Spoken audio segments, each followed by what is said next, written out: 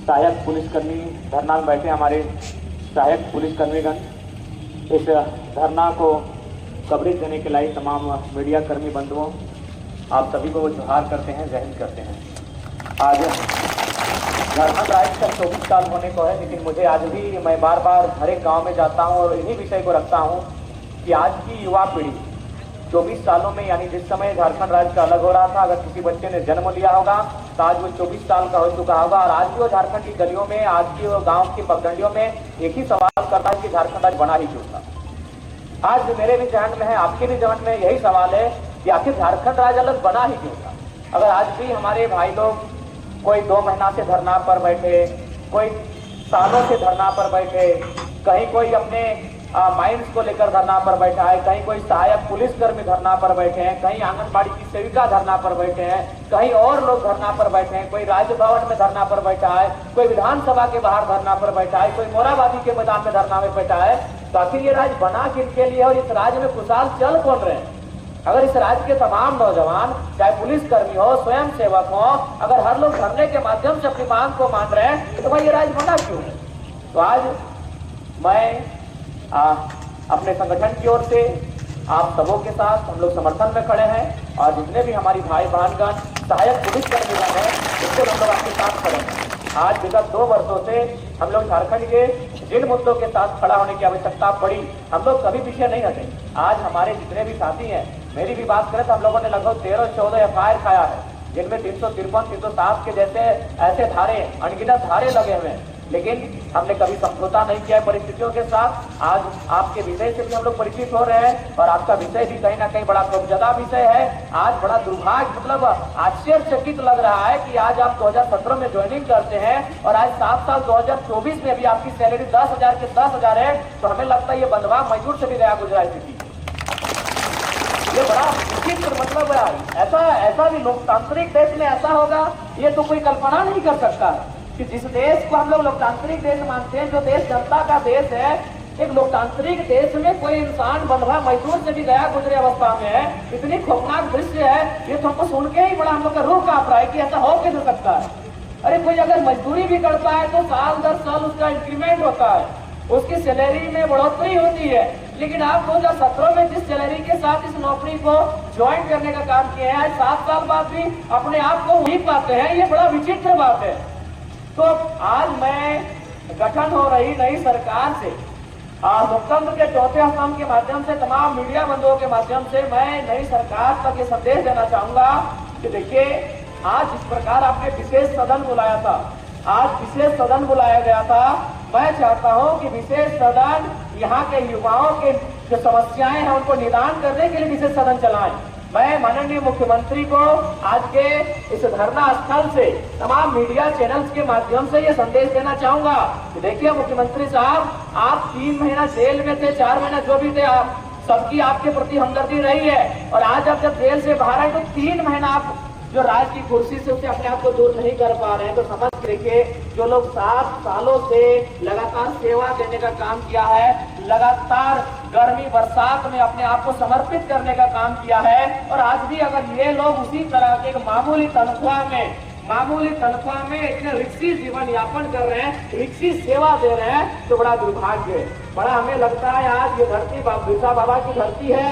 आज कहीं ना कहीं उनका जो, अगर उनकी आत्मा भी कहीं देख रही होगी, सुन रही होगी, तो मुझे लगता है आज वो कहीं ना कहीं बड़ा गंभीर होगी, चिंतित होगी कि बिरसा की धरती में बिरसा के बच्चों का ये हाल है कि आज उन्हें अपने घर से बाहर छोटे छोटे बच्चों को लेकर धरना स्थल पर आना पड़ता है। अरे पुरुषों की तो छोड़िए, हमारी बहनों को भी रात्रि अवस्था में पूरे कालखंड में आज ये बड़ा विचित्र बात है। इसीलिए आज हम आशा करते हैं, हम मुख्यमंत्री महोदय को संदेश देना चाहते हैं कि आप अपने घर से बाहर आए, आप देखिए कि झारखंड में घटित क्या हो रहा है, झारखंड में चल क्या रहा है, और फिलहाल आह्वान करेंगे कि जो सहायक पुलिसकर्मी है, इनकी सेवा किस प्रकार से आप स्थायी करते हैं। ये तो यही कह रहे हैं कि सहायक पुलिसकर्मी के रूप में इन्हें चिन्हित किया जाए, नाम दिया जाए, लेकिन सेवा को स्थायी किया जाए, इनकी जो सैलरी है उसे बढ़ाया जाए। देखिए, ये जो मांगे हैं ये कोई विशेष मांग नहीं है, ना ये विशेष राज्य विशेष जिला का मांग कर रहे हैं, ये अपनी मजदूरी का हक मांग रहे हैं, और हमें लगता है इन्हें इनका हक न्यायपूर्वक मिलना चाहिए। और आज जितने भी हमारे सहायक कर्मी है, बंधुगण है, भाईगण है, बहनगण है, आप सभी को हम लोग कहना चाहेंगे कि जब भी आप लोग अगर इस धरने पर बैठे हैं, आप अपने आप को अकेला ना समझे। हमारा पूरा संगठन आपके साथ खड़ा है और आपके साथ हम लोग कांधे से कांधे मिलाकर चलेंगे। चाहे तेजस्वी सीडीएल का मुद्दा हो, चाहे आपके सहायक पुलिस कर्मियों का मुद्दा हो या स्वयंसेवक का मुद्दा हो, हमने हमेशा हर मुद्दों के साथ हम लोग खड़े रहे हैं। सीडीएल की मुद्दे में अगर हम लोग नहीं खड़े होते, अगर हम लोग नहीं अगुवाई करते हैं, तो शायद ना एसआईटी का गठन होता, ना ही पता चलता कि 27 लाख रुपए लेकर पेपर लीक किए गए थे।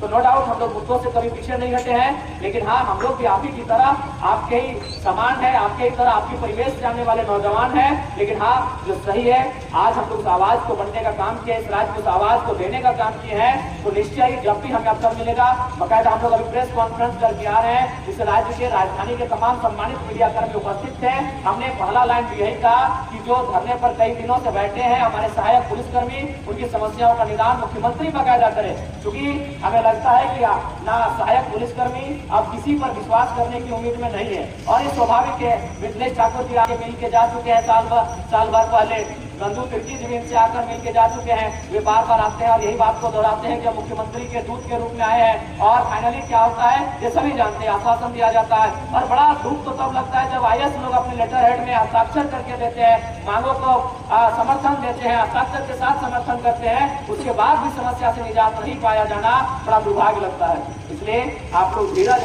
रखें, क्योंकि झारखंड का निर्माण ही बड़ी लंबी लड़ाई के बाद हुआ है। झारखंड का निर्माण ही एक बहुत बड़े लंबे संघर्ष और शोषण के बाद हुआ है। हम उम्मीद करते हैं आप अपने धीरज में कोई कोताही नहीं बरतेंगे और निश्चय ही ये देश कहीं ना कहीं गांधी का देश है।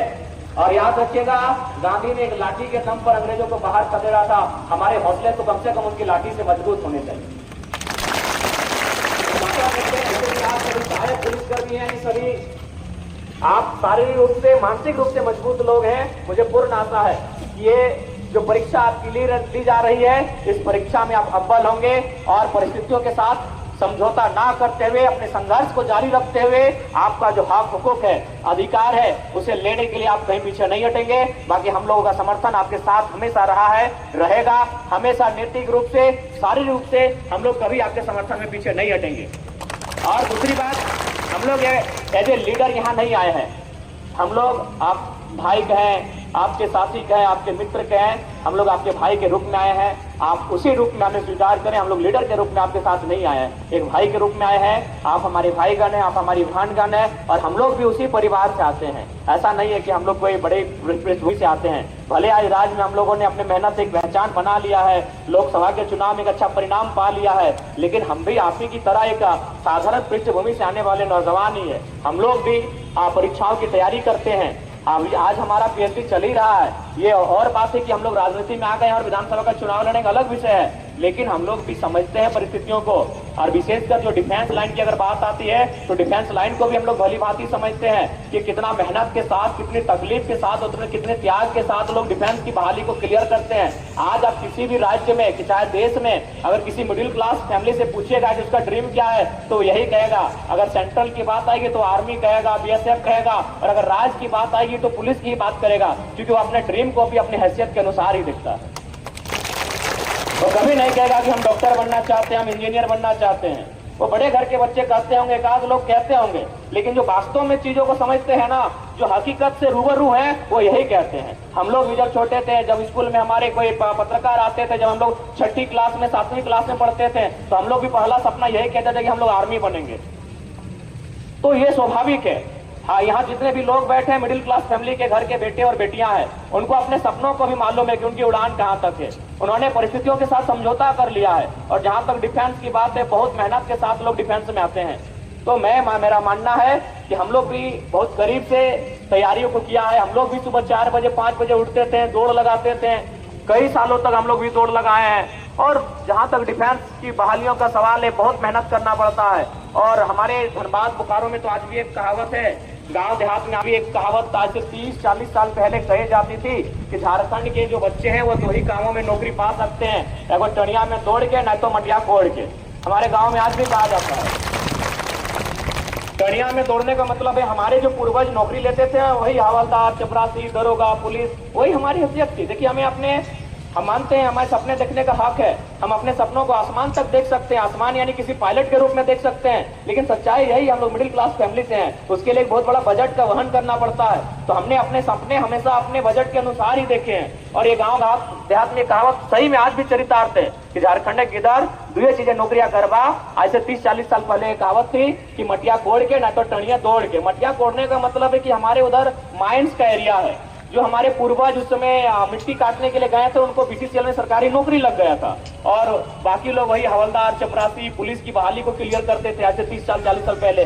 तो आज हम लोग समझते हैं, हम झारखंड के मर्म को समझते हैं। आज भी जो डिफेंस लाइन की नौकरियां ली जाती है, बड़ा मानसिक शारीरिक प्रताड़ना के बाद लिया जाता है, और उस दौर में लिया जाता है जब परिवार की स्थिति अति सामान्य होती है, एक साधारण सा किसान का बैकग्राउंड होता है। तो हम आपके दुख में आपके साथ हैं, और हम लोग आज कहीं ना कहीं आज अगर यहाँ तक आए हैं तो झारखंड के मुद्दों के साथ हम लोग यहाँ तक आए हैं। झारखंड के मुद्दों पर बेबाक बात रखने के लिए हम लोग यहाँ तक आए हैं, और आप लोग इस बात के लिए निश्चिंत रहें, हम लोग एक लीडर के रूप में नहीं, आपके भाई के रूप में आए हैं। जहां हमारी जरूरत पड़ेगी, आज हमारे जितने भी साथी हैं रांची जिला के, चूंकि हमारा घर धनबाद जिला पड़ता है, यहाँ से लगभग 250 किलोमीटर की दूरी पड़ती है। स्वाभाविक है जब अगर कोई सूचना हम तक जाए तो आते आते समय लग जाएगा, लेकिन रांची जिला में जो हमारी कमेटी गठन हुई है, हम लोग उनसे कह के जाएंगे, उन्हें हिदायत दे के जाएंगे कि आपका जो भी कार्यक्रम हो उस कार्यक्रम में बाकायदा हमारा पूरा संगठन आपके साथ शरीक रहेगा, आपके समर्थन में, आपके सहयोग में, हमारी हैसियत के अनुसार, हमारे सामर्थ्य के अनुसार, हमारी क्षमता के अनुसार जो भी बनेगा, जो भी पड़ेगा, हमारे साथी आपके साथ डट के रहेंगे, आपके साथ खड़े रहेंगे। आप अपने आप को अकेला ना माने। ऐसे भी लोग जब संघर्ष करते हैं तो मैं आशा करता हूं कि संघर्ष वही लोग करते हैं जो अपने आप को मानसिक रूप से, शारीरिक रूप से बहुत बलवान पाते हैं, और हम उम्मीद करते हैं कि आपकी लड़ाई जाया नहीं जाएगी। संघर्ष से झारखंड बना है, संघर्ष से हमें झारखंड मिला है, संघर्ष से हमें अधिकार मिलेगा। आप संघर्ष का दामन ना छोड़े, हम आप लोगों के संघर्ष के साथी बनने के लिए हम लोग तैयार हैं, और आप लोगों के साथ हर स्तर से, नैतिक ही नहीं, हम लोग शारीरिक समर्थन यानी शरीर लेकर आपके आंदोलन में, आपके धरनों में, अगर आप कल इसको मसाल जुलूस का रूप देते हैं, रोड मार्च का रूप देते हैं, भूख हड़ताल का रूप देते हैं, तो जरूर हम लोग नैतिकता के आधार पर ही नहीं, शारीरिक आपके साथ समर्थन में खड़े रहेंगे। और ये आप इस बात को आपको हम लोग आश्वस्त करना चाहेंगे।